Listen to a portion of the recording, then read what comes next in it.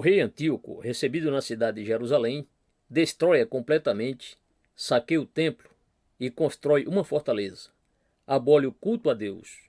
Vários judeus abandonam a religião. Os samaritanos renunciam à sua nacionalidade e consagram o templo de Gerizim ao Júpiter grego.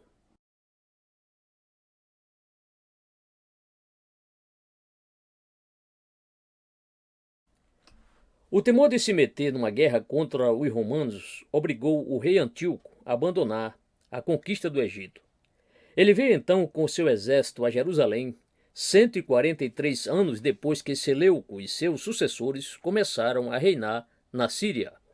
Sem dificuldade, tornou-se senhor dessa praça, porque os de seu partido abriram-lhe as portas e mandou matar vários do partido contrário. Apoderou-se de grande quantidade de dinheiro e voltou a Antioquia. 2 anos depois, no 25º dia do mês que os hebreus chamam Quisleu e os macedônios Apeleu, na 153ª Olimpíada, ele voltou a Jerusalém e não poupou nem mesmo os que o acolheram, na esperança de que ele não faria nenhum ato de hostilidade. Sua insaciável avareza fez com que ele não temesse violar-lhes também a fé, despojando o templo das muitas riquezas de que, sabia ele, estava cheio. Tomou os vasos consagrados a Deus, os candelabros de ouro, a mesa sob a qual se punham os pães da proposição e os turíbulos. Levou até mesmo as tapeçarias de escarlate e de linho fino e pilhou tesouros que estavam escondidos havia muito tempo. Afinal, nada deixou lá. E para cúmulo da maldade, proibiu aos judeus oferecer a Deus os sacrifícios ordinários, como a sua lei os obrigava. Depois de saquear toda a cidade, mandou matar uma parte dos habitantes e levou 10.000 escravos com suas mulheres e filhos. Mandou queimar os mais belos edifícios, destruiu as muralhas e construiu na Cidade Baixa uma fortaleza com grandes torres, as quais dominavam o templo, e lá colocou uma guarnição de macedônios, entre os quais estavam vários judeus, tão maus e ímpios, que não havia males que não infligissem aos habitantes. Mandou também construir um altar no templo e ordenou que lá se sacrificassem porcos, o que é uma das coisas mais contrárias à nossa religião. Obrigou então os judeus a renunciar ao culto ao verdadeiro Deus e a adorar os seus ídolos, e ordenou que se construíssem templos para eles em todas as cidades, determinando que não se passasse um dia sem que lá se imolassem porcos. Proibiu também aos judeus, sob graves penas, circuncidar os filhos e nomeou fiscais para saber se eles estavam observando as suas determinações e as leis que ele impunha, e obrigava-los a isso, caso recusassem obedecer.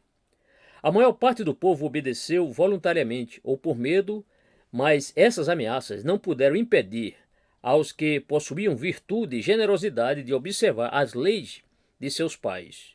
O cruel príncipe os fazia morrer por meio de vários tormentos. Depois de os mandar retalhar a golpes de chicote, a sua horrível desumanidade não se contentava em fazê-los crucificar, mas, enquanto ainda respiravam, fazia enforcar e estrangular perto deles as suas mulheres e os filhos que haviam sido circuncidados.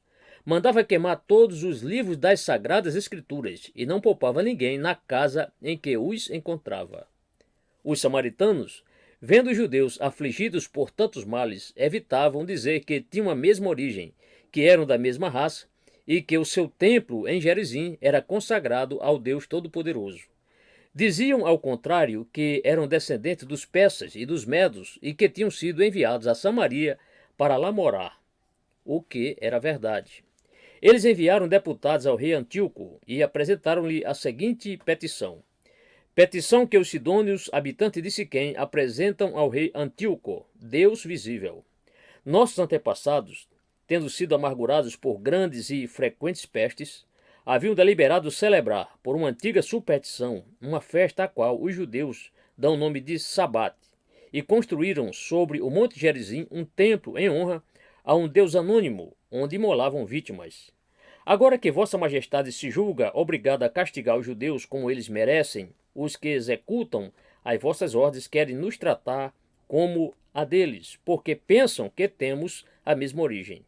Mas é fácil verificar pelos nossos arquivos que somos sidônios.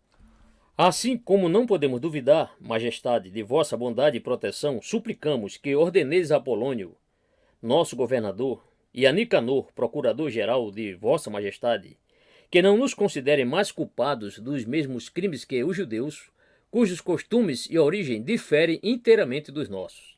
E se julgarem bem e for do agrado de vossa majestade, seja o nosso templo, que até agora não teve o nome de deus algum, chamado futuramente Templo do Júpiter grego, a fim de que fiquemos em paz e, trabalhando sem temor, possamos pagar mais tributos a vossa majestade.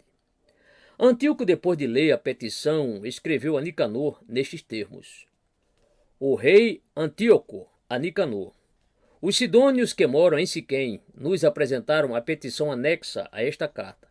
Aqueles que a trouxeram provaram suficientemente a nós e a nosso conselho que eles não têm parte nos crimes e falta dos judeus, antes desejam viver segundo os costumes gregos. Por isso, nós os declaramos inocentes dessa acusação. Concedemos-lhes o pedido que nos fizeram, dar a seu templo o nome de Júpiter grego, e ordenamos o mesmo a Apolônio, seu governador.